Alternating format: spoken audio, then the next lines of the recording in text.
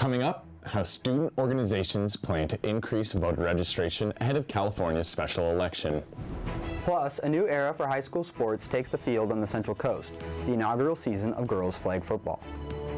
And an adoption clinic happened this weekend. We'll share why it's so difficult for pets to find homes in San Luis Obispo later in the show. Broadcasting from Swanson Studios, you're watching Mustang News. Hello and welcome to Mustang News TV. I'm Felix Broach. And I'm Charlie Nichols. Now let's get into today's top stories. California's special election is coming up. Reporter Rocco Brichler has more on how ASI is getting Cal Poly students involved. People aged 18 to 24 have the lowest voter turnout of any age group. And with the California special election coming up on November 4th, ASI Cal Poly's goals are to get students to the polls. Good morning. Are you guys registered to vote? As part of their annual voter registration campaign, ASI hosted voter registration booths in the UU Plaza this week so that students could flex their right to vote in the upcoming special election. Many for the first time. It is just meant for getting students to register to vote, especially because a lot of people here are first years. And so that means that a lot of people just turned 18, like me. I turned 18 in August. And so some of us weren't registered to vote yet, and we have a special election coming up. So it's important to register now. I just registered to vote. I got some candy for it, and now I'll be able to vote in the special election in November. I think it's important for anybody who is an adult to participate in democracy. It's their constitutional right. They should make full use of that. The election, officially called by Governor Gavin Newsom on August 21st, will have voters decide on Proposition 50, a ballot measure that would redraw congressional districts in California. In order to see how the county was preparing, I talked to the county clerk recorder, Elena Cano, about how to get young voters involved. I think for voters themselves to really get engaged is by perhaps working at the polls, by volunteering to come here, work election night. There's multiple ways that students can get involved, and I think that once they get that hands-on experience, it'll hook them. Meanwhile, SLO's political parties are also rallying student voters. Voting is our power. Voting is our voice. When we get together, we can do great things. I think what the young people need to realize is, number one, they are the future. We're not the future. They are the future.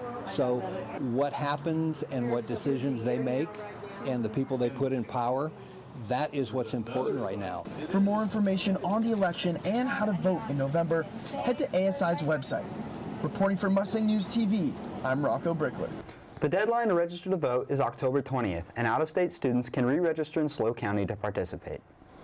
Music came to life in San Luis Obispo this past Sunday as SLO Record Swap returned after an almost decade-long hiatus. I got the chance to speak with the individuals and organizations who made it possible. The nostalgic hum of retro vinyl and contemporary DJs returned to SLO this weekend. The announcement that SLO's Record Swap is back. After 7 years of absence, the SLO Record Swap has returned to the sounds of music historian and acclaimed East LA DJ Gene Aguilera. He has an iconic record collection. I think with the Grammy Museum even borrowed some pieces for an exhibit. I think my favorite song was Whittier Boulevard by the Midnighters. I opened up with that. It's like the theme song from East LA. It says, let's take a trip down Whittier Boulevard. And that's what we did. We brought Whittier Boulevard up to San Luis Obispo. SLO Record Swap found its new home in the concert hall of SLO Brew Rock. Event organizer Manuel Barbara, owner of Traffic Records in SLO, says the event brings the community together. I've been able to create a community of record enthusiasts and collectors, both amateur to professional to people who have never stopped collecting records and kids just getting into it because they think it's cool. You know, records are more than just music, it's about community, and I think we're seeing that here today.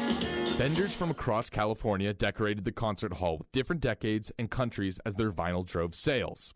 Local vendor and performing DJ group The Vinylistics explained what the return of this event meant for vendors. Honestly, it's a beautiful thing. I mean, we don't really get too many opportunities here in Central Coast. It's a little smaller area, so when these pop up like this, you see the turnout. You know, it's a good collectors from all over. Buddy from Oakland's out here. People travel to some ways to be here selling records, so it's nice having it here locally. If you missed this record swap, don't worry.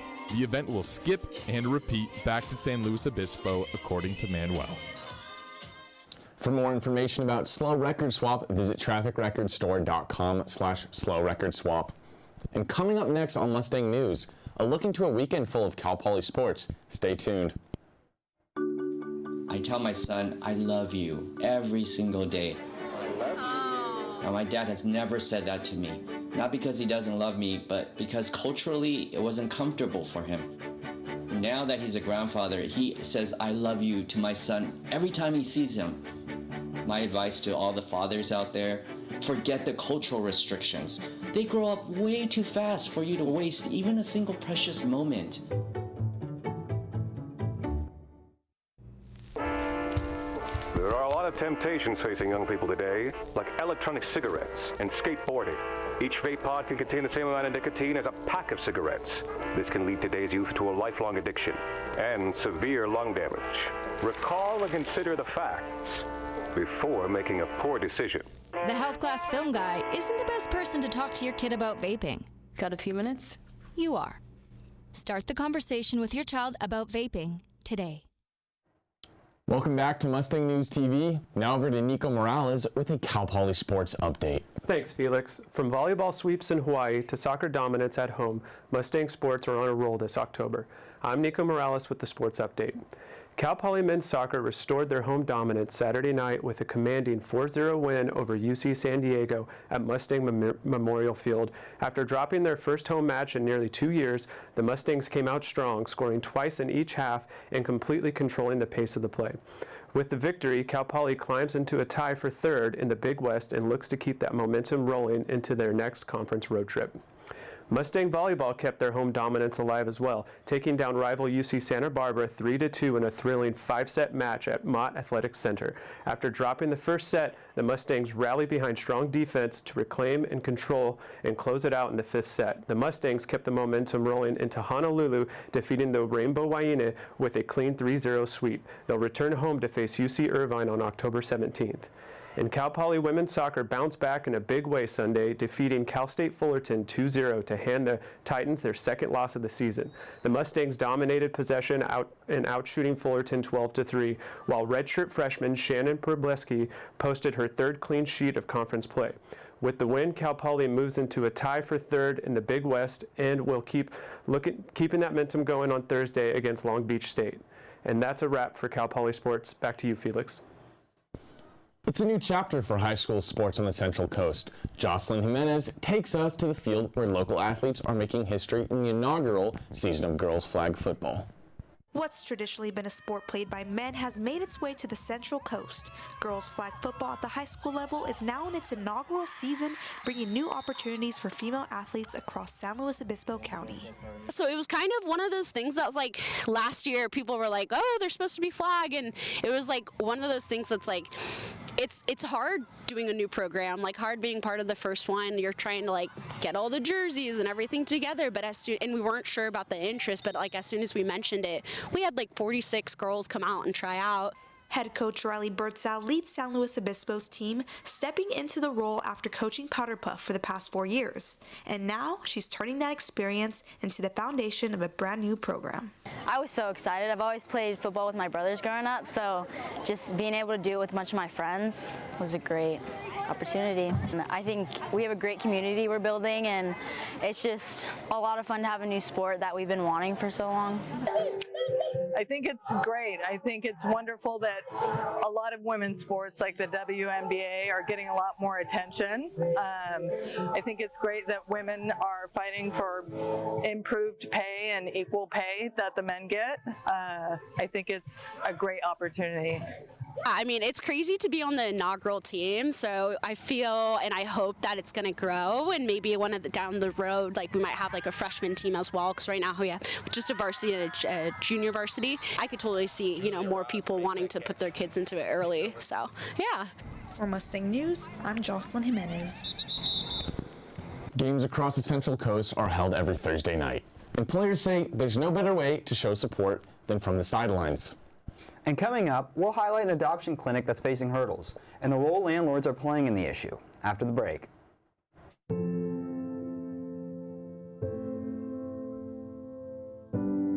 Okay, so before we come over, can I ask a few questions? Yeah, sure. Do you have any pets? Yes, we have a dog, but she's little. Do you have any unlocked guns around the house? We do have a gun, but it's stored securely, locked in a safe that the kids can't access. I appreciate you asking. Yeah, of course. So does Friday work? Sounds good to me. All right, we'll bring pizza.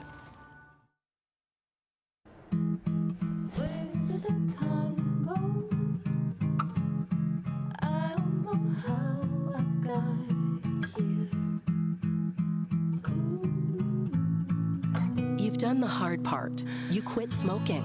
Now do the easy part and get scanned for lung cancer. If you smoked, you may still be at risk, but early detection could save your life. Talk to your doctor and learn more at savedbythescan.org.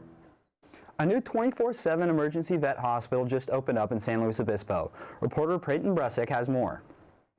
Cerro Alto opened its doors in mid-September on Broad Street. It's run by two local vets, Dr. Ethan McEnroe and Dr. Joe Raleigh. Both of us wanted to make sure we were taking care of the SLO community since I call it home and his wife was born and raised here and they just relocated. So we wanted to make sure that we were providing kind of advanced veterinary care to the San Luis Obispo community. And that was not only in the form of an emergency hospital, we have a few of those already in this county, but in addition to that is bringing the first of its kind, which is a specialty hospital to this county. Putting it all under one roof allows people who walk through these doors to receive really all the care that they need without having to go elsewhere. The hospital is open 24/7, 365 days a year. And since opening, it's been very busy, with everything from cats who can't urinate to dogs who've eaten things they shouldn't. Fortunately, we went to like a luau and it was on a sand lot and he ate sand for the first time ever. And I brought him in within like 30 seconds of walking in. They were getting him in the back room, checking him, seeing all his vitals, doing a physical exam. I was very, very pleased with the care. Hey, can you give me some love? Pet owners say having an emergency vet right here in town is a huge relief, especially in those scary middle-of-the-night moments. From Mustang News, I'm Peyton Brusick. Cerro Alto Veterinary Specialty and Emergency Hospital is open 24 hours a day, 7 days a week, right on Broad Street in San Luis Obispo. The Cal Poly Cat Program hosted an adoption clinic in Arroyo Grande last weekend. Reporter Makena Locsin headed down to learn more about the program. Take a look. On October 11th, local residents flocked to Monarch Books in Arroyo Grande. However, they weren't looking for something to read. They were looking for a brand new friend to adopt. I just heard about the cat event going on at Monarch Books, and I'm like, I'm a cat person, you know. Hosted by the Cal Poly Cat Program, the event highlighted kittens that were up for adoption, bringing the community together for a perfect cause. We have about 5 or 6, so I'm hoping they all get adopted. They're very cute. It would be great if they could all get adopted. Even if attendees didn't walk away with a new friend, We already have one. My parents are not gonna let me. It's so sad. there was still plenty to learn. In addition to the adoption aspect of the event, we also just want to spread awareness about our program, so we also are letting people know how they can volunteer, how they can foster, and of course they can also say hello to our cute kitties. While snuggling up with a cuddly kitty may be easy, the real difficulty lies in finding them permanent homes in a college town with temporary housing. Landlords tend to kind of go unchecked in their rules, and so a lot of them also charge high rates for pets or don't allow them at all. Thus, people feel a little bit more comfortable fostering. With student housing and SLO regulations, it's becoming harder than ever to have these furry friends find a forever home. However, these kitties need love now more than ever, making adoption events like this so crucial. For Mustang News, I'm Makena Locsin. Thank you for watching Mustang News TV. I'm Charlie Nichols. And I'm Felix Broach. Have a great rest of your day. All right.